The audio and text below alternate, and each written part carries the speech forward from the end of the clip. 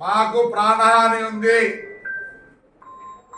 నాకు ఒకరికే కాదు, అందరికీ తాడిపత్రిలో ఫ్రాక్షన్ చేస్తాడు. ఫ్రాక్షన్ నేను నా మాటలు కాదు, ఇవి ఆయన సొంత మాటలే. ఆయన్ని బహిష్కరించాల్సిందే. బహిష్కరించకపోతే ఆయన ఏం చేస్తాడా? పార్టీ చేస్తాడు. అప్పుడు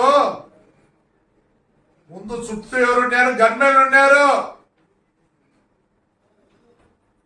వాడి జీవితమే గన్మెన్ జీవితం. బహిష్కరించాలా? ఇద్దరు కొడుకుల్ని వాడిని బహిష్కరించాలా? అబద్ధం వాడిని బహిష్కరించాలి. పోలీసులు చెప్తున్నా ఇప్పుడే, ఏం బహిష్కరించండి. చేయలేదా? You want the record? ఏ దానికి బహిష్కరించాలి? అంటే పెద్దారెడ్డి అంటున్నాడు ఫ్రాక్షన్ చేస్తా అని. ఆ రోజు పొట్టి రవిని నిన్నటి వరకు ఊర్లోకి రానిలేదు. ఆయన మా ఎమ్మెల్యే గారు, ఎక్స్ఎమ్మెల్యే గారు ఏం చెప్తారు?